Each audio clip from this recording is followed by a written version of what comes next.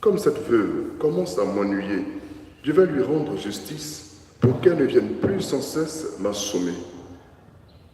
Le Seigneur ajouta, « Écoutez bien ce que dit ce juge dépourvu de justice.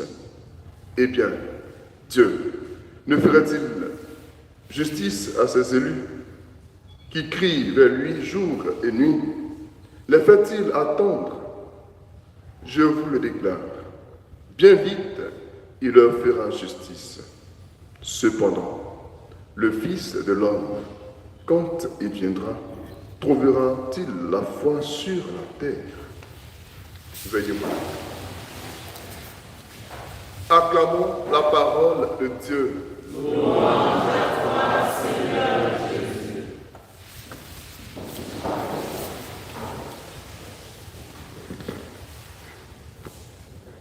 Chers frères et sœurs, j'aimerais axer notre méditation de ce matin sur l'Évangile particulièrement. La raison pour laquelle Jésus, dans l'Évangile d'aujourd'hui, donne la parabole que nous venons d'entendre, c'est pour montrer la nécessité de toujours prier.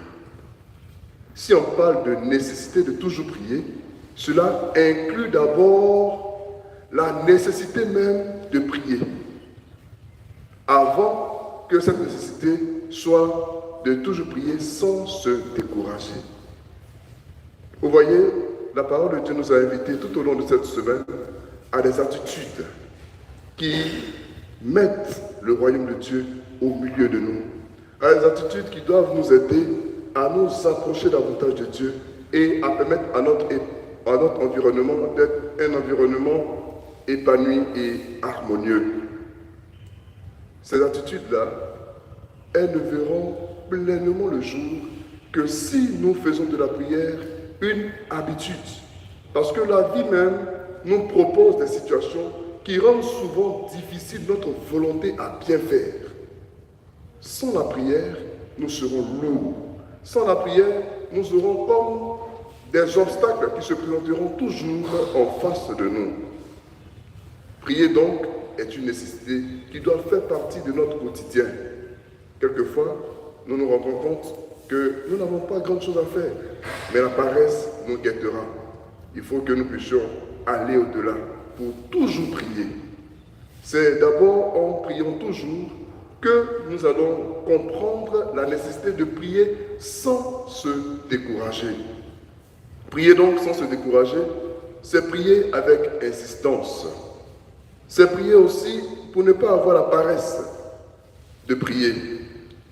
C'est prier sans que les épreuves de la vie ne nous coupent de notre relation à Dieu. Prier sans se décourager, c'est par-delà tout ce que nous venons de dire, vivre selon la parole de Dieu. C'est éviter que les épreuves de la vie, c'est éviter que les mauvais exemples de nous fassent nous dire « Pourquoi c'est toujours moi qui dois bien faire ?» La prière doit pouvoir nous aider à ne pas nous dire cela. La prière doit pouvoir nous aider à toujours être des personnes désireuses de donner le bon exemple. Car l'autre manière de prier, c'est de faire en sorte que notre manière de vivre soit elle-même prière. Notre manière de vivre doit pouvoir donner à l'autre de découvrir Dieu. Et quand nous vivons ainsi, notre vie elle-même devient prière.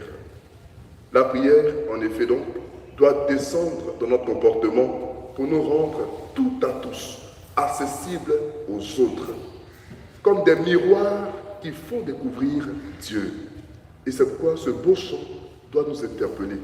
Prends ma vie, Seigneur, prends ma vie, que ma vie soit